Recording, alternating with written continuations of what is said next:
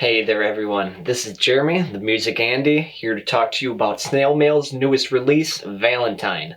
Snail Mail is a 5-piece band spearheaded by singer-songwriter Lindsey Jordan. This album was released by Matador Records and produced by Brad Cook and Lindsey Jordan. This album marks the second studio release from Snail Mail, following Lush, and it had notable success upon release. They are known for having indie rock, indie pop tones, while having compliments from Lindsey Jordan's powerful, driven vocal performances. The album starts off with the self-titled track Valentine. This song has a very impressive start, almost a vaporwave-like synth with rhythm guitars kind of tiptoeing over top.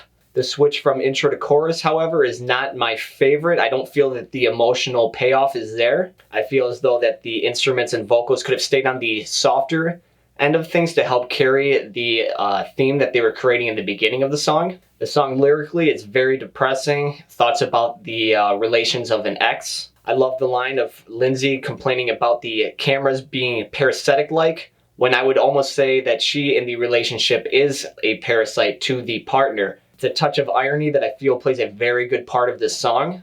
Ben Franklin is the next track, and it helps continue the themes about the ex, furthering explaining things that happened. From the song, we have learned that Lindsey has moved on, but at times that she hates her current partner for not being as good as her ex. We learned that Lindsey has gone to rehab, and it has left a deep stain on her life due to this relationship. The only person that she wants to reach out to after post-rehab is the person that is no longer a part of her life. We learned that the only person that she wants to reach out to after rehab is somebody that's a living memory and that she can no longer talk to, which I think offers a big emotional payoff to listeners, whether we have experience in this or not. Instrumentally, this is a lot more indie pop forwarded, I would say. It's got dancier drums, bright keys, lush synths, groovy dark bass lines, and relaxing guitars. We have a change of pace with the next track, Headlock. Continuing with the themes of past relationships, the instruments create a nice calming atmosphere.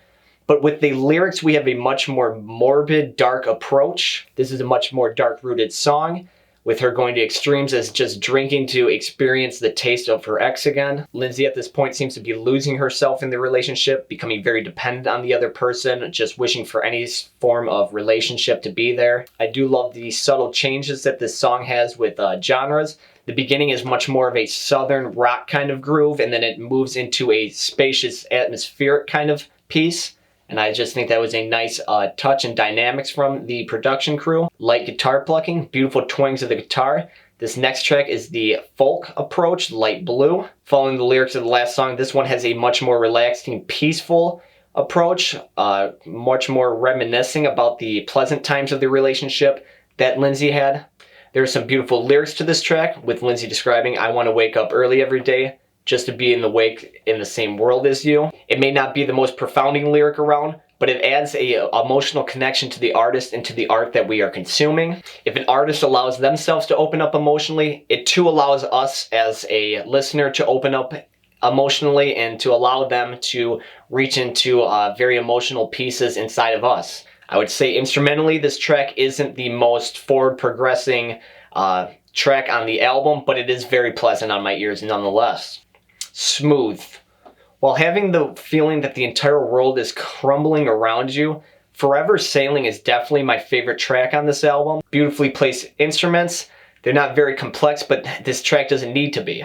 This is a gorgeous vocal performance from Lindsey, offering softer lows and towering highs. I would say the production on this piece has a very heavy 1975 feel to it when they operate at their best. Again, I would say this song lyrically has no forward progression, but that changes with the next song, Madonna. A new approach focuses on this song. We have Lindsey comparing her ex to a god, deity, while at the same time taking subtle jabs about the effort that they put into the relationship as a whole. I think this is a very interesting take, because the idea of a god is something that is perfect and capable of doing any wrong. However, at times you feel that the illusion is wearing off of Lindsey as she's complaining that the ex is a backseat lover and praying that she fills the cup with as much love as Lindsey gives her. I love the back and forth on this track, whether it's intentional or not. Instrumentally, we have a lot more indie-tronic approach that dances between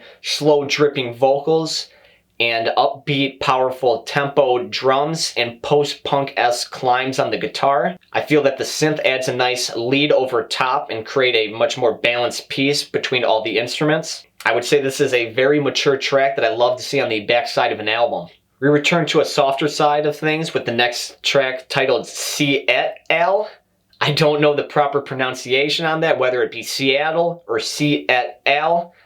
Whether that be either one, I'm sorry if I got it wrong. I would say nothing too grand from this piece instrumentally. We just got fairly basic melodies from the vocals and just gentle guitar pluckings that we've already heard before. We do gain a bit of information from this piece that the ex's name is Mia. I would say Lindsey's also reflecting a touch on the career path that she has chosen. She's living in a routine with a job that has her moving around when she'd rather lay down and close the blinds closed. I would say that this is also in reference to the first song when she's describing the relationship with her ex, talking about all the cameras being around. We can obviously see that Lindsey absolutely values her privacy, as anybody should. A quick start back into the indie rock side of things with the next track, Glory. I would say this song serves as an extension from the song Madonna, following other themes with religious comparisons and the conflict that Lindsey has about the relationship as a whole. We also get another reference of Lindsey talking about drinking in Malibu with Mia, going back to the previous song where she was talking about just drinking to get the taste of her ex. I would say that we are kind of reaching a point of climax with the relationship and how much that this relationship has had on Lindsey mentally and physically.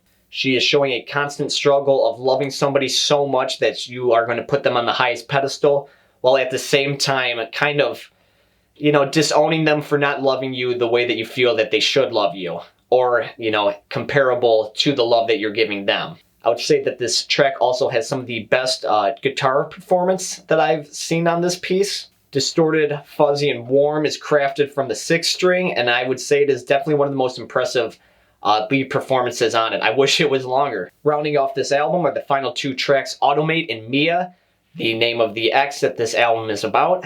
From comparing herself to a dog to the childlike, do they love me or do they not?